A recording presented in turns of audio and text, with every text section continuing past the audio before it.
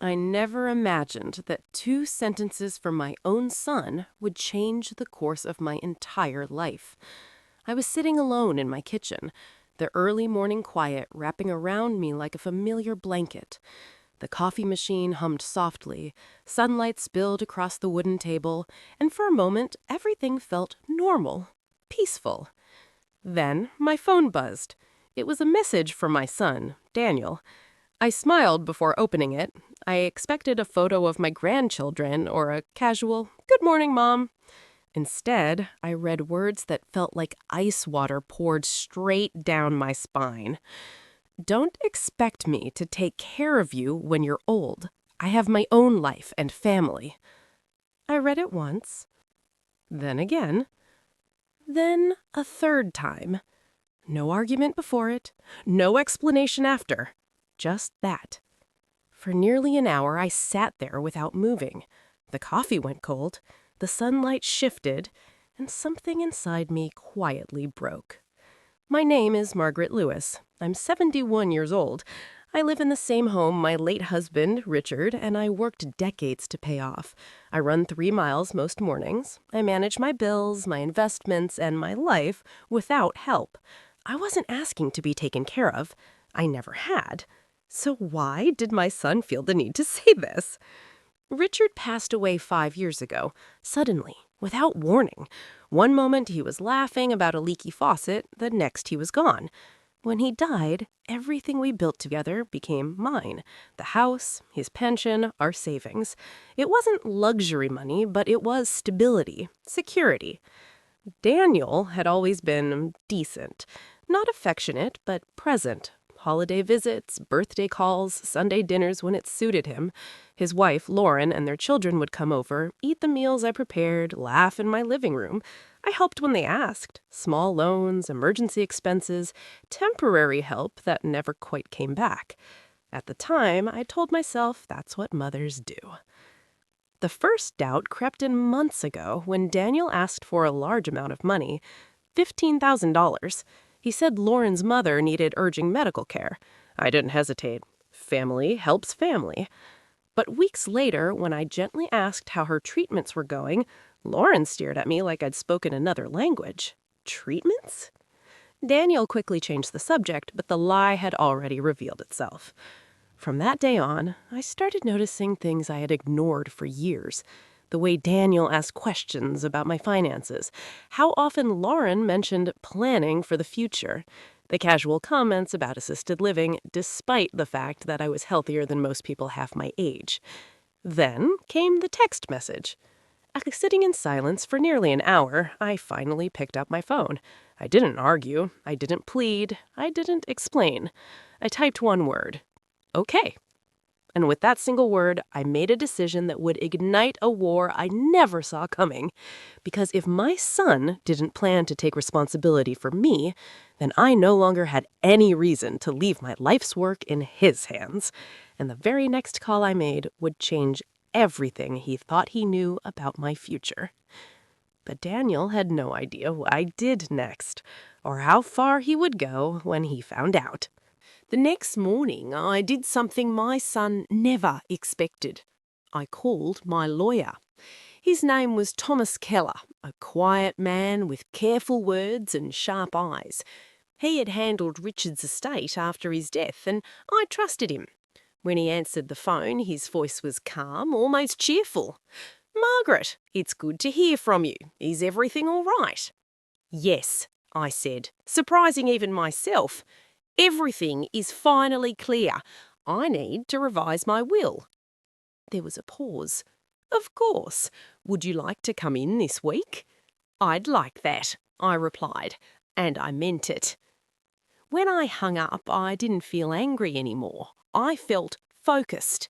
For years, I'd lived under an unspoken assumption that everything I built would eventually go to Daniel. Not because he earned it, but because he was my son. That's how it works, people say. But when he told me not to expect care, not to expect support, he unknowingly broke the contract that assumption was built on. If I wasn't his responsibility, then my legacy wasn't his entitlement. Over the next 2 days, I looked at my life differently. I reviewed bank statements, old transfers, cheques I'd written without thinking. 5,000 here, 3,000 there. Emergency, Daniel always said. But added together, the numbers told a story I didn't want to see. Nearly $50,000. Gone. And I had nothing to show for it but excuses and silence. By the time I walked into Thomas's office that Thursday morning, I knew exactly what I wanted. I wanted control, protection, peace. Thomas listened without interrupting as I explained everything: the money, the text message, the sudden coldness from my son. When I finished, he leaned back in his chair. "Margaret," he said carefully, "what you're describing may fall under financial exploitation." The word made my stomach tighten. "I don't want revenge," I said. "I just don't want to be vulnerable anymore." He nodded. "Then we should do more than update your will. I recommend a living trust." A trust. He explained how it worked, how assets placed into it couldn't be easily challenged, how beneficiaries could be clearly defined, how it offered protection if anyone ever tried to claim I wasn't mentally competent. And that's when the truth hit me. Daniel could try to take this from me. I agreed immediately. That same afternoon, I went to my bank and did something else long overdue. Years ago, after Richard fell ill, I had added Daniel to one of my accounts just in case. I never removed him. That mistake ended that day. I closed the joint account and opened a new one in my name only. The bank manager looked surprised, even concerned. "Is everything all right?" she asked. "Yes," I smiled. "I'm simplifying my life." What I didn't know, what I couldn't have known, was that Daniel checked that account regularly, that he monitored my finances like a hawk, and that the moment he noticed the account gone, the moment he saw the legal transaction from my attorney, something in him snapped. That evening my phone rang. It was Daniel. I let it ring. Once. Twice. On the third ring, I answered. "Mum," he said sharply, "why did I see a charge from a law office on your account?" I felt a chill run through me. "I'm handling my affairs," I replied calmly. "You can't just change things without talking to me. I'm your son. And you're the one who told me not to expect anything from you. I'm simply honouring Matt." Silence filled the line. Then his voice hardened. "You're making a mistake." No, I thought. I was finally fixing one. But what Daniel did next, when he realised how much control he was losing, would cross a line I never believed my own son was capable of crossing. I should have known that silence wouldn't last. 3 days passed after that phone call, 3 quiet days where I almost allowed myself to believe Daniel would cool down, reflect, maybe even apologize. I kept my routines, morning walks, grocery shopping, tending to my small garden, but something felt off, like the calm before a storm. On the 4th morning, my phone rang again. Daniel's name lit up the screen. This time I answered immediately. "Mom," he said, his voice tight, "your account is gone." "I closed it," I replied evenly. "You had no right to do that," he snapped. "That account was for emergencies." "It was," I said, "and I've handled every emergency just fine on my own." His breathing grew louder on the line. "Are you sick? Is someone putting ideas in your head?" There it was, the first hint of what he was really thinking. "No," I said slowly, "I'm healthy, I'm thinking clearly, and I'm making decisions that protect me." "You're acting paranoid," he shot back. "You're moving money, seeing lawyers. This isn't like you." I almost laughed. "It's exactly like me," I said. "You just never noticed because my choices always benefited you." He hung up without another word. That afternoon, I drove back to Thomas's office. "I think he's going to fight this," I told him. Thomas nodded. "That wouldn't surprise me. We should move quickly."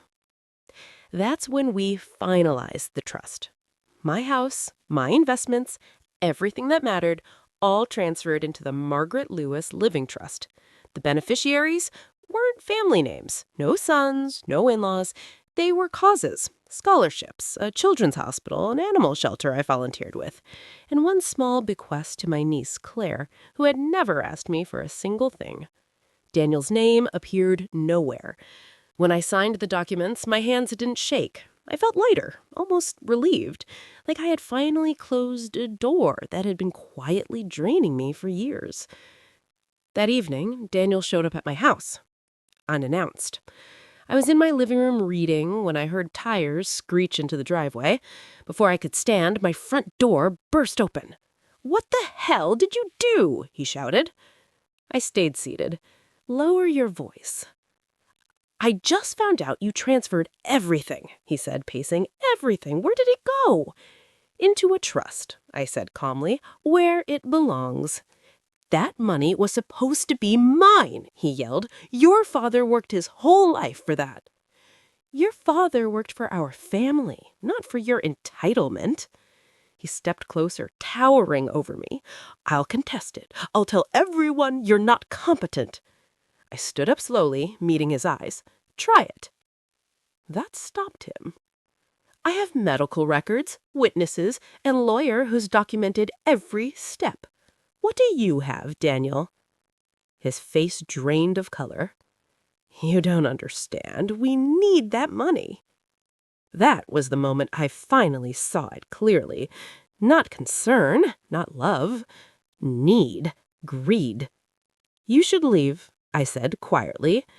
He stared at me, hatred burning in his eyes, then stormed out, slamming the door so hard a picture fell from the wall. I picked it up after he left. It was an old photo, Daniel at 6 years old, sitting on Richard's shoulders, both of them laughing. I placed it face down in a drawer. That night, I locked my doors for the first time in decades, and the next morning, Thomas called. "Margaret," he said, "we need to prepare. If Daniel does what I think he's planning, this could get ugly." Because the next move Daniel made wouldn't just threaten my money, it would threaten my freedom. Thomas was right. 2 weeks after Daniel stormed out of my house, I received an official-looking envelope in the mail. Thick paper. Legal formatting. My hands were steady when I opened it, but my chest tightened as I read the first line. Daniel had hired a lawyer. The letter claimed there were serious concerns about my mental state and suggested I submit to a psychiatric evaluation to determine my competency to manage my finances. I wasn't angry. I was stunned. This was my son, my only child, accusing me of being unfit simply because I refused to hand over my life's work. I called Thomas immediately. "He's trying to scare you," he said calmly, "but this isn't uncommon. When access to money disappears, entitlement turns aggressive." "Can he do this?" I asked. "He can try," Thomas replied, "but trying doesn't mean succeeding." We decided to face it head on. I would agree to the evaluation, but under strict conditions. A court-approved specialist, full documentation, no room for manipulation. A week later, I sat across from Dr. Elena Ruiz, a forensic psychiatrist with kind eyes and a no-nonsense demeanor. For 3 hours, she asked me about my life, my education, my finances, my routines, my reasoning behind the trust. She tested my memory, my logic, my decision-making. I answered every question without hesitation. At the end, she closed her notebook and looked at me directly. "Mrs. Lewis," she said, "you are one of the most mentally sharp individuals I've evaluated this year." Relief washed over me, but it didn't erase the heartbreak. The hearing was scheduled for the following month. In the meantime, Daniel didn't come alone. He came with his wife and their children. It was a Sunday afternoon when they appeared in my driveway. I opened the door to see my grandchildren standing there, smiling, holding a box of cookies. "Surprise, Grandma," my grandson said. My heart twisted. Behind them, Daniel and his wife stood stiffly, like actors waiting for their cue. "We thought it would be nice to visit," she said sweetly. "You've been so distant." I let them in, for the children's sake. At first, it felt almost normal. Coloring books on the floor, small talk, forced laughter. Then Daniel cleared his throat. "Mom," he said, "we want to apologize." I waited. "I never should have sent that text," he continued. "I was stressed. I didn't mean it." "What exactly are you apologizing for?" I asked quietly. The room went still. "For upsetting you," his wife said quickly. "Not for saying it, not for meaning it, just for how I reacted." Then came the real reason for their visit. "Maybe," she added carefully, "you could reconsider the trust just a little for the kids." There it was. The children. The leverage. "You brought them here to pressure me," I said. Daniel's jaw tightened. "Don't make this ugly." "Using children already did." His wife's voice hardened. "You have more money than you'll ever need. Meanwhile, we're struggling." "Struggling?" I asked, "with luxury cars and private schools?" That's when the masks dropped. "If you don't reverse this, you won't see your grandchildren again." The words sucked the air out of the room. I stood up slowly. "Get out." "Mom, get out of my house," I repeated, "and don't ever use those children as weapons again." They left in silence. That night, I couldn't sleep. Fear crept in. What if he followed through? What if I really lost them? But fear turned into resolve, because if I gave in now, I would be teaching them, teaching everyone, that threats work. The next morning, Thomas called with an update. "The court date is confirmed, and Margaret, there's something else you should know." What Thomas told me next revealed just how far Daniel had already gone and how long he'd been planning it. What Thomas told me next changed the way I saw my son forever. "Margaret," he said carefully, "we've uncovered something troubling." I gripped the phone tighter. "What is it?" "Daniel has taken out multiple loans," Thomas continued, "large ones, and he listed your estate as the expected source of repayment." For a moment, I couldn't speak. Loans? Against my death? "He assumed," Thomas went on, "that he would inherit everything. These lenders approved the loans based on that expectation." My stomach turned. This wasn't just entitlement anymore. This was planning. Calculation. He hadn't been waiting to help me in my old age. He'd been waiting for me to be gone. I sat down slowly, my legs suddenly weak. "How long?" I asked. "Several years," Thomas replied. "Long before the text message. That message wasn't the beginning, Margaret. It was the slip." The hearing arrived faster than I expected. The courtroom was quiet, heavy with tension. Daniel sat across the aisle, his wife beside her, her expression stiff and unreadable. He didn't look at me, not once. His attorney spoke first, painting me as a lonely widow, emotionally fragile, easily influenced. He suggested I'd been manipulated into creating the trust, that my decisions were irrational. Then Dr. Ruiz took the stand. She was calm, precise, ruthless in the best way.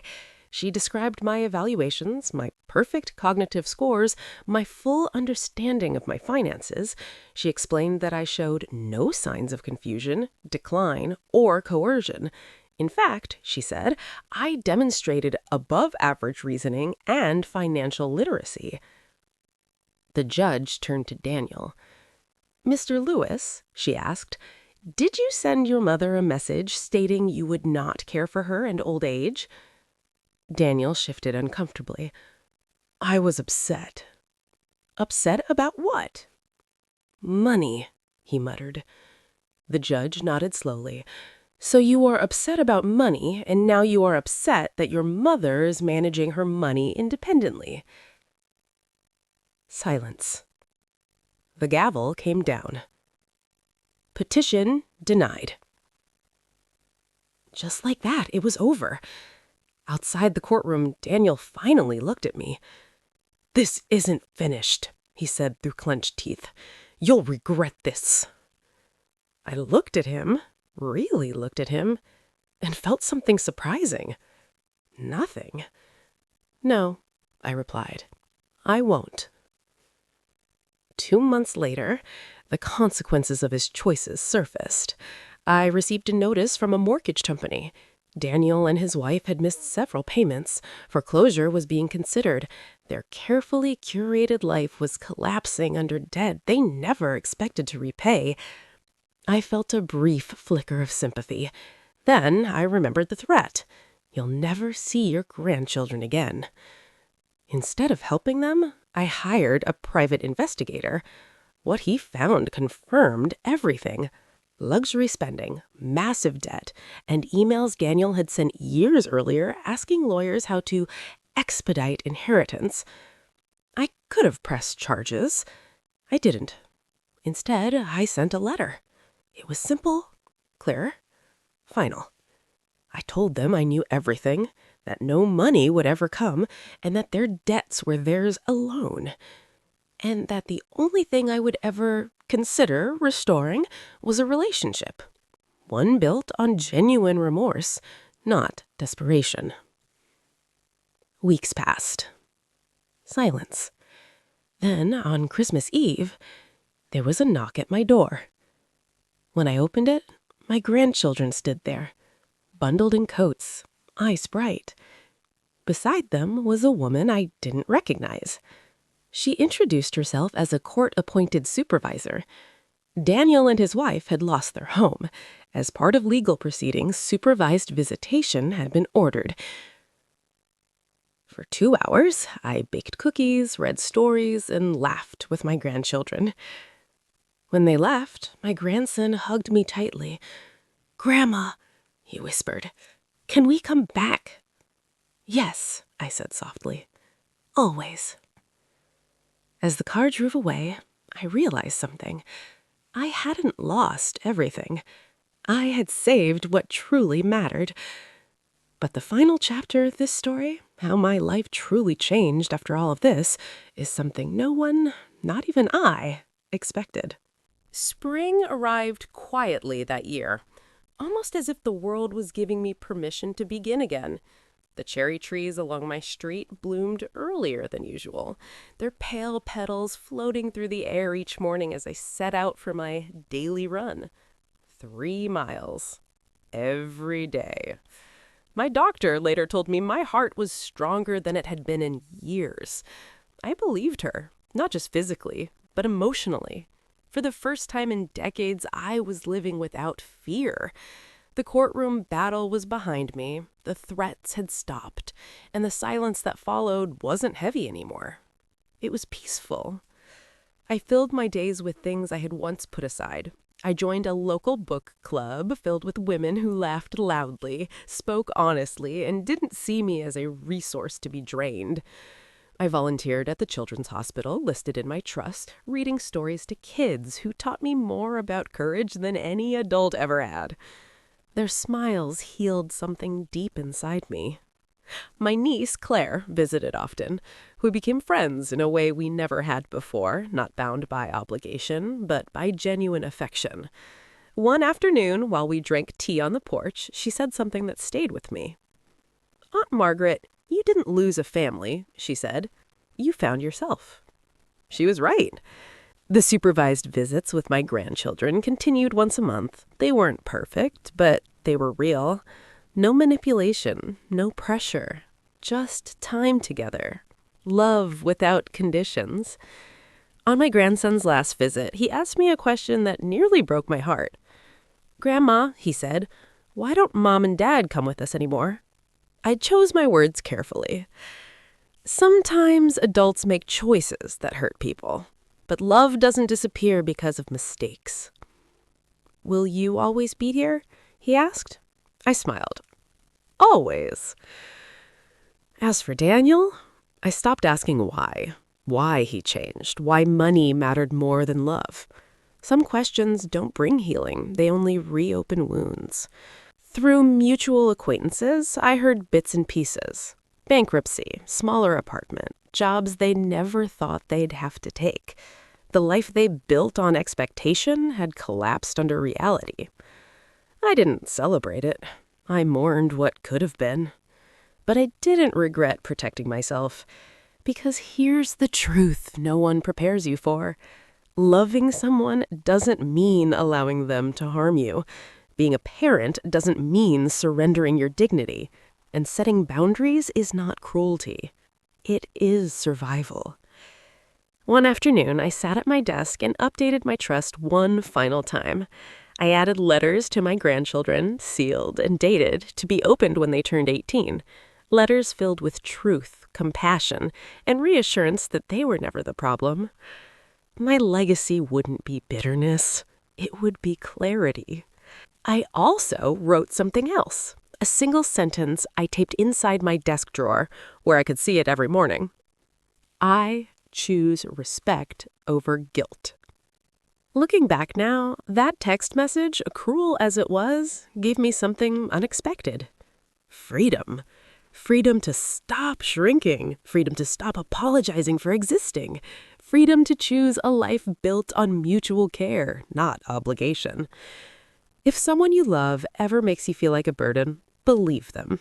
And then believe yourself enough to walk away with your dignity intact. Because you deserve more than tolerance. You deserve respect. And sometimes choosing yourself is the bravest thing you will ever do.